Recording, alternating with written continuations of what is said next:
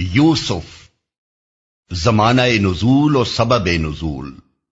اس سورے کے مضمون سے مترشح ہوتا ہے کہ یہ بھی زمانہ قیام مکہ کے آخری دور میں نازل ہوئی ہوگی، جبکہ قریش کے لوگ اس مسئلے پر غور کر رہے تھے کہ نبی صلی اللہ علیہ وسلم کو قتل کر دیں یا جلا وطن کریں یا قید کر دیں۔ اس زمانے میں بعض کفار مکہ نے غالباً یہودیوں کے اشارے پر نبی صلی اللہ علیہ وسلم کا امتحان لینے کے لیے آپ سے سوال کیا کہ بنی اسرائیل کے مصر جانے کا کیا سبب ہوا۔ چونکہ اہل عرب اس قصے سے ناواقف تھے، اس کا نام و نشان تک ان کے ہاں کی روایات میں نہ پایا جاتا تھا، اور خود نبی صلی اللہ علیہ وسلم کی زبان سے بھی اس سے پہلے کبھی اس کا ذکر نہ سنا گیا تھا، اس لیے انہیں توقع تھی کہ آپ یا تو اس کا مفصل جواب نہ دے سکیں گے یا اس وقت ٹال مٹول کر کے بعد کسی یہودی سے پوچھنے کی کوشش کریں گے، اور اس طرح آپ کا بھرم کھل جائے گا۔ لیکن اس امتحان میں انہیں الٹی منہ کی کھانی پڑی۔ اللہ تعالیٰ نے صرف یہی نہیں کیا کہ فوراً اسی وقت یوسف علیہ السلام کا یہ پورا قصہ آپ کی زبان پر جاری کر دیا، بلکہ مزید برآں اس قصے کو قریش کے اس معاملے پر چسپاں بھی کر دیا جو وہ برادران یوسف کی طرح حضرت صلی اللہ علیہ وسلم کے ساتھ کر رہے تھے۔ مقاصد نزول۔ اس طرح یہ قصہ دو اہم مقاصد کے لیے نازل فرمایا گیا تھا۔ ایک یہ کہ محمد صلی اللہ علیہ وسلم کی نبوت کا ثبوت، اور وہ بھی مخالفین کا اپنا منہ مانگا ثبوت بہم پہنچایا جائے، اور ان کے خود تجویز کردہ امتحان میں یہ ثابت کر دیا جائے کہ آپ سنی سنائی باتیں بیان نہیں کرتے، بلکہ فی الواقع آپ کو وحی کے ذریعے سے علم حاصل ہوتا ہے۔ اس مقصد کو آیات 3 اور 7 میں بھی صاف صاف واضح کیا گیا ہے، اور آیات 102 103 میں بھی پورے زور کے ساتھ اس کی تصریح کی گئی ہے۔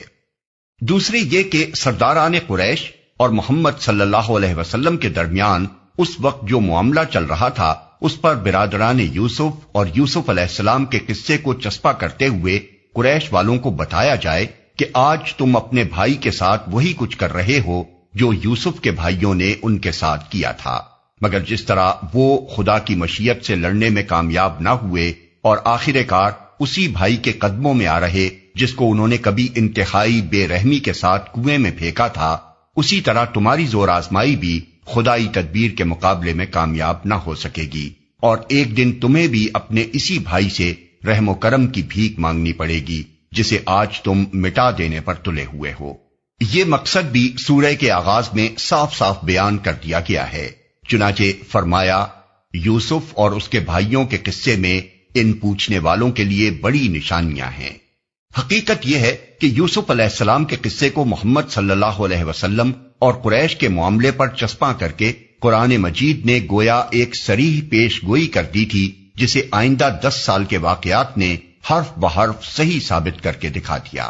اس سورہ کے نزول پر 1.5-2 سال ہی گزرے ہوں گے کہ قریش والوں نے برادران یوسف کی طرح محمد صلی اللہ علیہ وسلم کے قتل کی سازش کی، اور آپ کو مجبوراً ان سے جان بچا کر مکہ سے نکلنا پڑا۔ پھر ان کی توقعات کے بالکل خلاف آپ کو بھی جلا وطنی میں ویسا ہی عروج و اقتدار نصیب ہوا جیسا یوسف علیہ السلام کو ہوا تھا۔ پھر فتح مکہ کے موقع پر ٹھیک ٹھیک وہی کچھ پیش آیا جو مصر کے پایہ تخت میں یوسف علیہ السلام کے سامنے ان کے بھائیوں کی آخری حضوری کے موقع پر پیش آیا تھا۔ وہاں جب برادران یوسف انتہائی عجز و درماندگی کی حالت میں ان کے آگے ہاتھ پھیلائے کھڑے تھے اور کہہ رہے تھے کہ ہم پر صدقہ کیجئے، اللہ صدقہ کرنے والوں کو نیک جزا دیتا ہے، تو یوسف علیہ السلام نے انتقام کی قدرت رکھنے کے باوجود انہیں معاف کر دیا اور فرمایا، آج تم پر کوئی گرفت نہیں، اللہ تمہیں معاف کرے، وہ سب رحم کرنے والوں سے بڑھ کر رحم کرنے والا ہے۔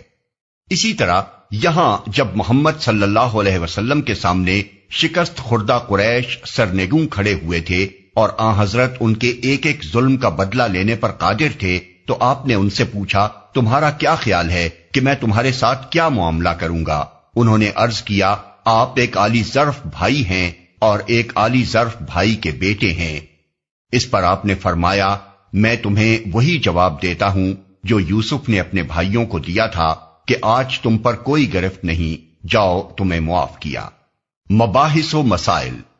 یہ دو پہلو تو اس سورہ میں مقصدی حیثیت رکھتے ہیں، لیکن اس قصے کو بھی قرآن مجید محض قصہ گوئی اور تاریخ نگاری کے طور پر بیان نہیں کرتا، بلکہ اپنے قاعدے کے مطابق وہ اسے اپنی اصل دعوت کی تبلیغ میں استعمال کرتا ہے۔ وہ اس پوری داستان میں یہ بات نمایاں کر کے دکھاتا ہے کہ حضرت ابراہیم، حضرت اسحاق، حضرت یعقوب اور حضرت یوسف کا دین وہی تھا جو محمد صلی اللہ علیہ وسلم کا ہے، اور اسی چیز کی طرف وہ بھی دعوت دیتے تھے جس کی طرف آج محمد صلی اللہ علیہ وسلم دے رہے ہیں۔ پھر وہ ایک طرف حضرت یعقوب اور حضرت یوسف کے کردار، اور دوسری طرف برادران یوسف، قافلہ تجار،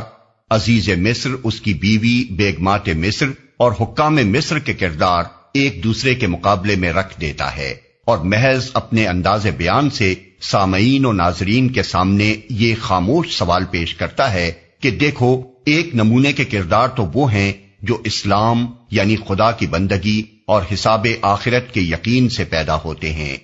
اور دوسرے نمونے کے کردار وہ ہیں جو کفر و جاہلیت اور دنیا پرستی اور خدا و آخرت سے بے نیازی کے سانچوں میں ڈھل کر تیار ہوتے ہیں۔ اب تم خود اپنے ضمیر سے پوچھو کہ وہ ان میں سے کس نمونے کو پسند کرتا ہے۔ پھر اس قصے سے قرآن حکیم ایک اور گہری حقیقت بھی انسان کے ذہن نشین کرتا ہے، اور وہ یہ ہے کہ اللہ تعالیٰ جو کام کرنا چاہتا ہے وہ بہرحال پورا ہو کر رہتا ہے۔ انسان اپنی تدبیروں سے اس کے منصوبوں کو روکنے اور بدلنے میں کبھی کامیاب نہیں ہو سکتا، بلکہ بسا اوقات انسان ایک کام اپنے منصوبے کی خاطر کرتا ہے اور سمجھتا ہے کہ میں نے ٹھیک نشانے پر تیر مار دیا، مگر نتیجے میں ثابت ہوتا ہے کہ اللہ نے اسی کے ہاتھوں سے وہ کام لے لیا جو اس کے منصوبے کے خلاف اور اللہ کے منصوبے کے عین مطابق تھا۔ یوسف علیہ السلام کے بھائی جب ان کو کنویں میں پھینک رہے تھے تو ان کا گمان تھا کہ ہم نے اپنی راہ کے کانٹے کو ہمیشہ کے لیے ہٹا دیا،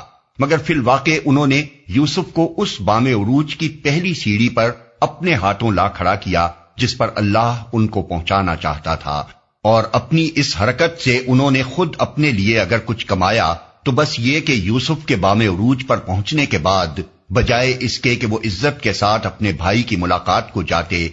انہیں ندامت و شرمساری کے ساتھ اسی بھائی کے سامنے سرنگوں ہونا پڑا۔ عزیز مصر کی بیوی یوسف کو قید خانے بھجوا کر اپنے نزدیک تو ان سے انتقام لے رہی تھی، مگر فی الواقع اس نے ان کے لیے تخت سلطنت پر پہنچنے کا راستہ صاف کیا، اور اپنی اس تدبیر سے خود اپنے لیے اس کے سوا کچھ نہ کمایا کہ وقت آنے پر فرما روائے ملک کی مربیہ کہلانے کے بجائے اس کو علل اعلان اپنی خیانت کے اعتراف کی شرمندگی اٹھانی پڑی۔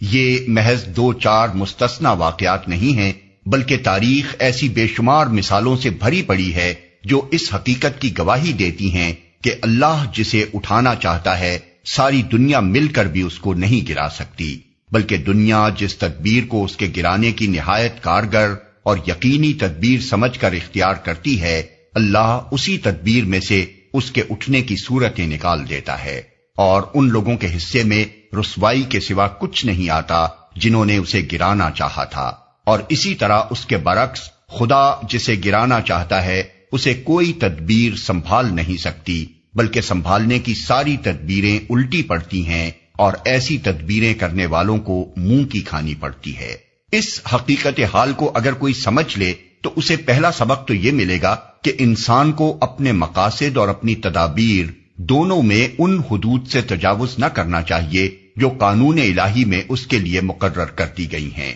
کامیابی اور ناکامی تو اللہ کے ہاتھ میں ہے، لیکن جو شخص پاک مقصد کے لیے سیدھی جائز تدبیر کرے گا وہ اگر ناکام بھی ہوا تو بہرحال ذلت و رسوائی سے دوچار نہ ہوگا،